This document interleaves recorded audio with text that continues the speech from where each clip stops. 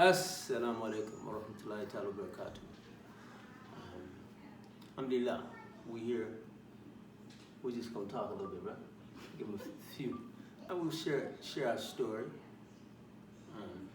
for just a little bit. Alhamdulillah, Rabbil Alameen, tomorrow marks 23 years since we got married, right? And so we just want to first and foremost give praise and thanks to Allah. That's what it's about, right? No.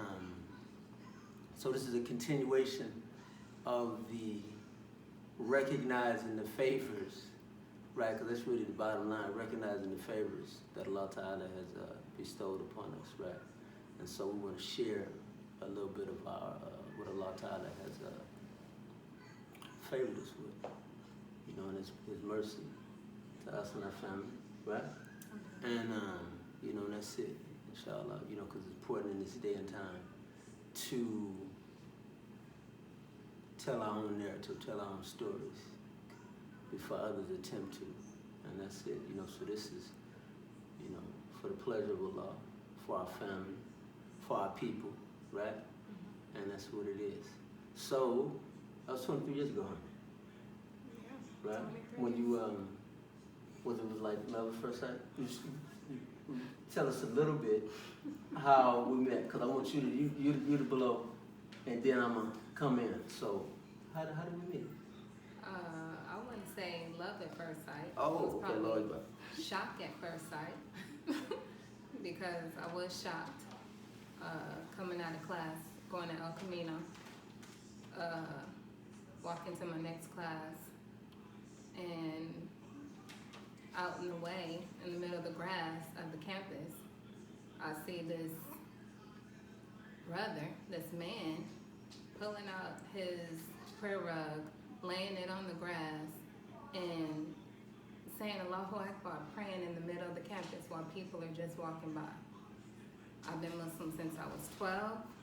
I've never seen that before. I always see people praying in masjids or in their homes. But just to pray out in the open, to me, that was a shock to me, but a shock in a good way, like, man, this brother is a true believer. He is really somebody who is living his life and praying and striving to please Allah, to basically where he don't care what's going on around him. He's going to pray to his Lord, Salat is in, I'm getting it in. So that was a shock to me. I mean, at this moment, I did not pay attention to what his face looked like. I was just in a maze or in a daze of the fact of him praying in the middle of the campus. So my mom, she claims that she kept calling me, trying to get my attention. I didn't hear nothing. I was just focused, okay? I didn't hear nothing. Finally, when she got my attention, Mira, what's wrong with you? What's going on? Then I pointed and I showed her, okay? Next thing you know, she told my stepfather that there was this young man I seen at El Camino. Wow, he's somebody who just amazed me and I'll be interested in marrying. Next thing you know, my stepfather knew of a Muslim brother who had a son who went to El Camino, which happened to be Muhammad Abdullah, Abu. Next thing you know, within like days, what was it? Did you call? Or did we see each other somewhere? Okay, well, first, can I jump in there? Go ahead. Okay, that was 95, Yeah. which I didn't come to find out until later, right? Okay. Because, of course, okay. I didn't see you. I didn't know you at the time. You just happened to see me, right? Mm-hmm. I didn't find out later that till later we got married or whatnot, Mm-hmm. that she had seen me praying. Mm-hmm. Okay, so let me run my line here. Okay, that was 97, and Sheikh Jamaluddin, rahimahullah, my teacher, and actually the one who wound up marrying us. He hit me up. I think it was on Crenshaw and King at the swap meet, the Muslim swap meet. And so he said, Nazil's daughter is interested in you, right? And I'm like, I ain't know Nazil had no daughter my age, you know? So he was like, her name, he was like, yeah, she went to school with you. Like, well, like, what's her name? He was like, Amira. And so I was like, I don't remember no Amira. You know what I'm saying? Who is that? And then he said, yeah, well, you know, she got a son. So I was immediately turned off. You know, just because that's the kind of guy I wasn't looking for what we used to call a ready-made family. But I was very much curious as to who you was, right? So I wound up calling Nazil. And just because I was like, who is she? I couldn't picture you, right? Who is she? So we wound up setting up the dinner date, right? Like the dinner date, right? So we set up the dinner date. Now, I'm putting him on blast. My comrade Musa Sokoto, he had just tried to hook me up with another, we call them blind dates, whatever. Wasn't a good experience. So I had just came out of a situation where it was trying to like hook me up because another reason why I was curious as to who he was, I had just did the video with Sheikh Idris Rahimahullah talking about when I got shot the previous year. And during the interview, at the end of the interview, he was like, hey sister, the brother's single, da-da-da-da, whatever, right? And like a week or two after that, that's when the Sheikh hit me up about you. So I was thinking you seen the video, right? Allahu Akbar. So, Never seen it. So anyway, we set up the dinner date, and so I get to the door, and Amira comes to the door, right? So I see her, and so alhamdulillah, I was relieved when I said, I was like, okay, well, mashallah, the sister's nice looking, okay? So then we had to wait till your mom and Nazil get there, right? So we wind up having the dinner, and I meet the family, so I come inside and stuff like that and see Medina. Medina's about 5 or 6 at the time. She just had a smile that lit up the room. She just smiling and playing the whole night. And then little Ibrahim. So Ibrahim was like 1 going on 2, right? And so, like I said, I just wanted to see who he was because, of course, it was nothing against you, but I didn't want no woman that had a child, you know, because the kind of guy I'm too jealous for that kind of stuff. I don't want nobody's daddy knocking on the door talking about, you know, where his son at and all that. So we sat there that whole night. I was like, the sister's nice, you know, and she nice looking and all that. It was all cool, good conversation, good food. But I was sitting there looking at that big head little boy, and I was like, nah, this ain't gonna happen. You know what I'm saying? This ain't gonna happen. I was sitting there just trying to like, man. So anyway, it's time to get ready to leave, right? And so I'm headed out the door, and I'm sitting in my mind, it's like, well, this sister is not gonna see me again. Straight up, you know what I mean? She's like, you know, she's nice, but she's not going to see me again.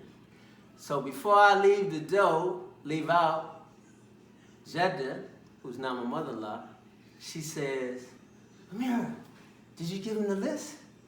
Right? And so she was like, oh no, Mom, I forgot. And she ran to get a list, right? So she hit me with the list as I'm going to leave the door. And so the list says what? Things I'm looking for in a husband. Something like that, right? Yeah. Things I'm looking for in a husband. So I think it was like 100 items. And I think you told me that was the condensed version. That was right? It was 3 pages. Right? It was about 100 3 pages. items on there, right? Yes. Stuff on there like, you know, he must like jazz music, you know what I'm saying? And, you know, he stays on his prayer, you know what I mean? And I got home and looked at the list. And I said, this is my wife. You know, that's what I said. I looked at it, I said, man, this is my wife, you know? And the key thing on that list was that he wants to make hijrah to Islamic lands. You know what I'm saying? You remember that? And so, that was Allah's decree, you know. So what? We got married about a month after that. No, Which is you have to remember that list, even though it was over 100 things listed, the first 3 was the most important. Oh, okay. The first 3 was a must. Okay. Okay. Number 1, he had to have strong iman. Okay. His faith had to be strong. Oh, Allah. Okay. Allah. Number 2, okay, he has to be kind, be loving. Okay. Number 3 was the hijrah. Okay, so the first 3 was the most important. Allahu Akbar. Okay, even if he didn't, not saying he had to meet them 100. Right. Okay, Because I haven't done that. But no, Allahu Akbar. mashallah. Anyway, Thank you for being patient. But the whole purpose of that list. Now, I wasn't planning on making the list and giving it to who I'm interested in. Okay, that was just a list because I was married once before. That lasted for a short period of time. But next thing you know, okay, marriage is over, but bam, I'm pregnant.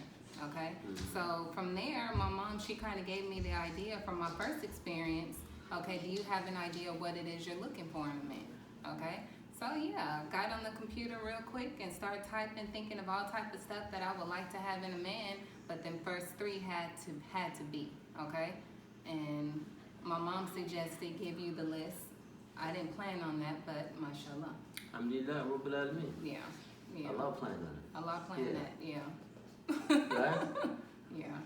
And that's really like the moral of the story. That, you know, we plan, but Allah is the best of planners, you know, and you never know, you just never know, you know, and so I'm grateful, you know, for you. You know, I just want to say that because you've been very patient with my ways, you know, and, you know, and so I just want to say to whoever's out there, you know, because we know that, you know, Allah Ta'ala has had mercy, you know, great mercy upon us, right? Because it ain't been paradise. We didn't have some close calls, right? You know, but it's like Allah's rahmah has been with our family, you know what I mean, and kept us binding together, right? You know, and I think we both came into the, because that's another, we only knew each other for 30 days, right? Yes. Right? Yes. You know, that's all man Allah. And so I believe that, you know, my thing when I, you know, in coming into it was that, you know, I believe that, and I just believe that's just the way it's supposed to be with it. It's Islam. That, you know, Islam, no matter what we going through, that Islam is the binding element. You know what I mean? Because it's, you know, you're going to struggle. You're gonna struggle. That's a part of it. But it's like, you know, at the end of the day, you know, take recourse with Allah, you know, and, you know, so we just want to, you know, keep our family together because we recognize that, you know, we're in a society system to where our people, black folks in particular, it has been a sustained assault on the black family, right? You know what I mean? I mean, I got so many comrades, you know, that come from broken homes and, you know, got divorces and all that, you know. And, you know, I don't make nobody less or anything like that. It's just that, and that takes a toll, you know, on the family and the children. And so that's been, I believe, that's one thing that's kept us both together is that we both come from homes where our parents were separated, right?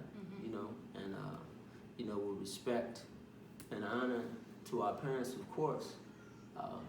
But I didn't want my children, you know, and you never know how you're going to be tested. But I didn't want my children growing up under, you know, under another man or not in my home, you know. So,